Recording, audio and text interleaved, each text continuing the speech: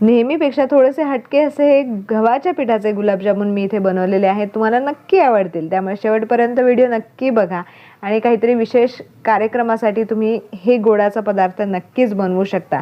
त्यासाठी गव्हाचं पीठ जेवढं असेल तेवढंच कोणत्याही कंपनीचं तुम्ही मिल्क पावडर वापरू शकता. इथे मी पाऊण कप गव्हाचं पीठ आणि पाऊण कप मिल्क पावडर घेतलेली आहे. त्यात 1 मोठा चमचा साजूक तूप आणि पाव चमचा इथे खायचा सोडा घालून घेतलेला आहे.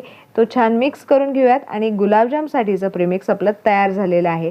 आता आपण पाक तयार करायला घेणार आहोत. त्यासाठी 1.5 कप मी इथे साखर घेतली आहे आणि 1.5 कप पाणी घालून आपण गुलाबजामसाठीचा चिकटसर असा पाक तयार करून घेणार आहोत. सुरुवातीला आपल्याला साखर विरघळेपर्यंत मीडियम फ्लेम ठेवायची आहे. त्याच्यानंतर 3-4 मिनटं उकळल्यानंतर पाक तयार झालेला आहे. बाजूला ठेवूयात आणि आता गुलाबजामुन तयार करायला घेणार आहोत.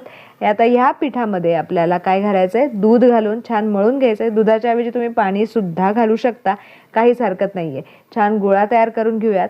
हा गोळा तयार करण्यासाठी मला अर्धा कपपेक्षा थोडंसं कमी दूध लागलेलं आहे. हातावरती छान दाबून दाबून बिलकुल क्रॅक न येता छोटे छोटे मी गोळे तयार करून घेते, म्हणजेच गुलाबजामुन तयार करून घेते. गुलाबजामुन आपले बांधून सुद्धा झालेले आहेत. आता तळून घेऊयात. त्यासाठी मी कढईमध्ये तेल ऑलरेडी गरम करायला ठेवलेलं आहे. लो फ्लेमवरती, अगदी लो फ्लेमवरती आपल्याला सोनेरी रंग येईपर्यंत हे गुलाबजामुन तळून घ्यायचे आहेत. गुलाबजामसुद्धा आपले तळून झालेले आहेत.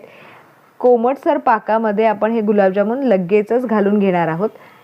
मी थोडासा कोमटसर पाक असतानाच हे गुलाबजामुन यामध्ये मुरायला ठेवलेले आहेत. बाकीचे गुलाबजामसुद्धा तळून झालेले आहेत. ते पाकामध्ये घालून घेणार आहोत आणि साधारण 2 तासात हे गुलाबजामुन खाण्यासाठी तयार होतात. झाकण घालून ठेवूयात आणि 2 तास आपण वाट पाहूयात. खूप छान असे रसरशीत गव्हाच्या पिठाचे गुलाबजामुन तयार झालेले आहेत. ही रेसिपी तुम्हाला जर आवडली असेल तर आस्वाद रेसिपीला जरूर सबस्क्राईब करा. मी एक गुलाबजामुन ओपन करून दाखवते. अतिशय मस्त झालेला आहे.